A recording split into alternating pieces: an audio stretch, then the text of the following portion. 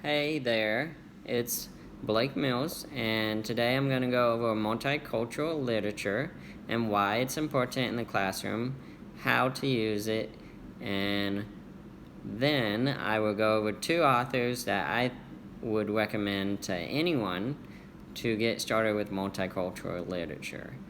So, to start, why is multicultural literature important? Well, multicultural literature is important because we have students coming in our classroom from all different areas throughout the world. They all have different stories, they all have different experiences, they all have different ideas and beliefs, and to be able to meet all of their needs and all of their beliefs and ideas, we need to make sure our texts that we pick out come from diverse areas. That is one way to instill a sense of belonging, a sense of, yes, we care. We care about where your beliefs and your ideas and how you dress and all these things.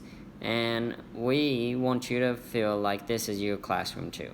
Because at the end of the day, learning cannot happen if you don't feel safe, if you don't feel like you belong, if you don't feel that you are cared about and loved. The most important thing for teachers to do before teaching anything is to ensure that every child in that classroom feels that they belong. If a child doesn't feel like they belong, then they are likely to be left behind. They are likely to have a negative attitude about your class. It's important for all teachers to know that we need to meet our learners from everywhere, not just our learners from the U.S., not just our learners from that are ESL.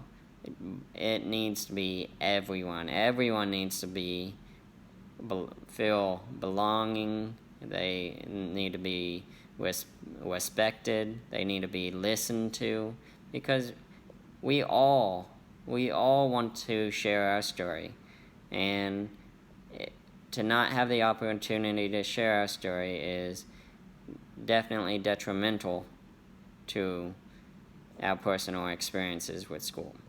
So, I would like to go over two authors that I think are fantastic examples of really amazing authors. And the first one is Graceland. Graceland is a Taiwanese, I knew I would mess that up, Taiwanese American who was born in New York in 1974.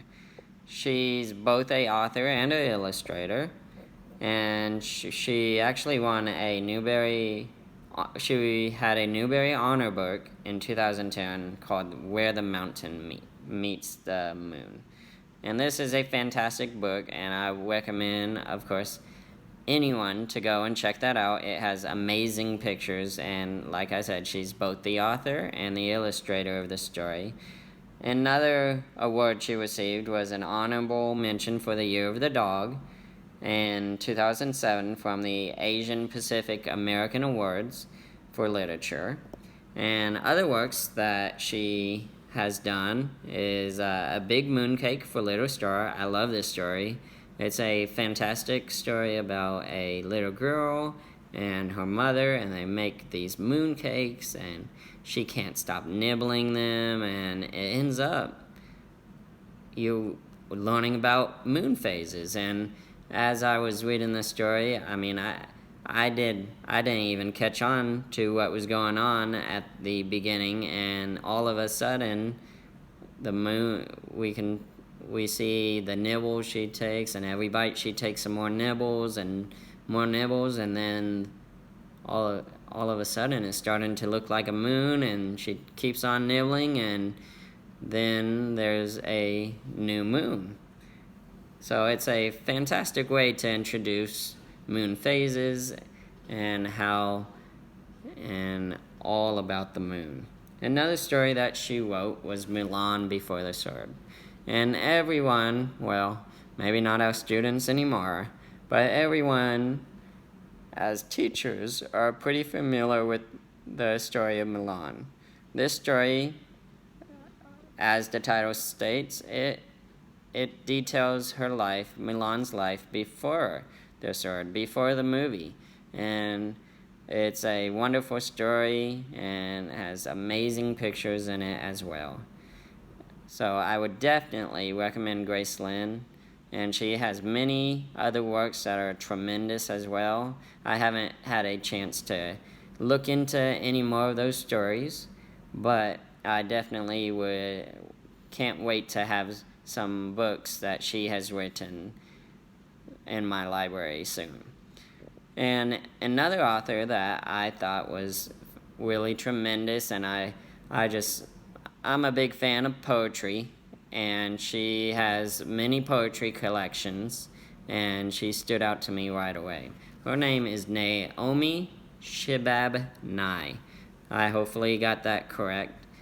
Okay, so Naomi Shihab Nye is the other author that I would like to talk about, and she does all kinds of different literature. She's done poetry, novels, short stories, picture books, essays, and she's an editor as well. So she is definitely well-traveled. She's a Palestinian American.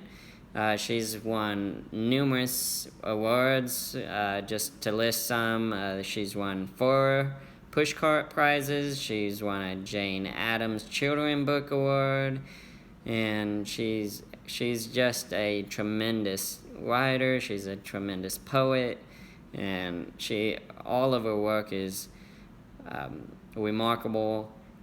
And some of the works that you might have heard of are Castaway.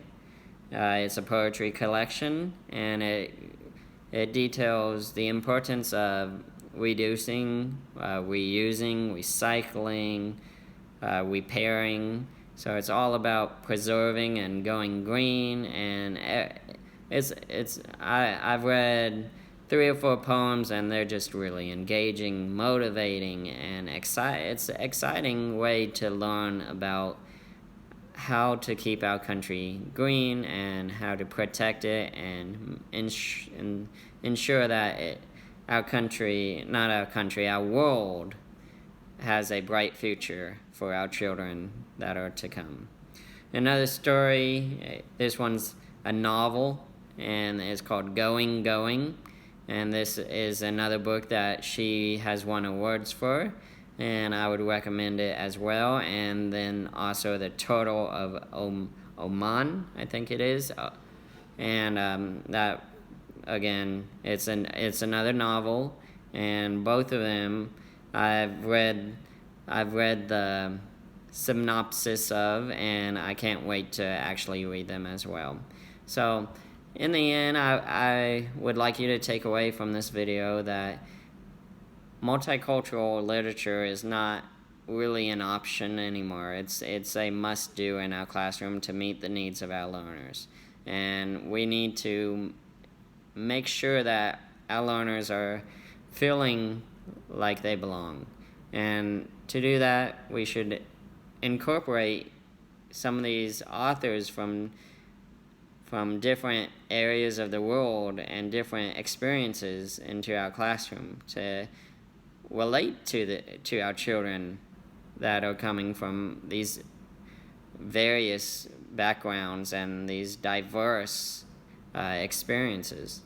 And once we are able to do that and meet our learners, then they will have a sense of belonging, they will feel cared for, they will feel loved, and they will feel important. And at the end of the day, all of us teachers should feel that way. We should feel that our children, our students, should be respected, should be listened to, should be cared, and should be respected. Okay, thank you for listening. This was Blake Mills talking about multicultural literature. I hope you have a great rest of your day. Bye.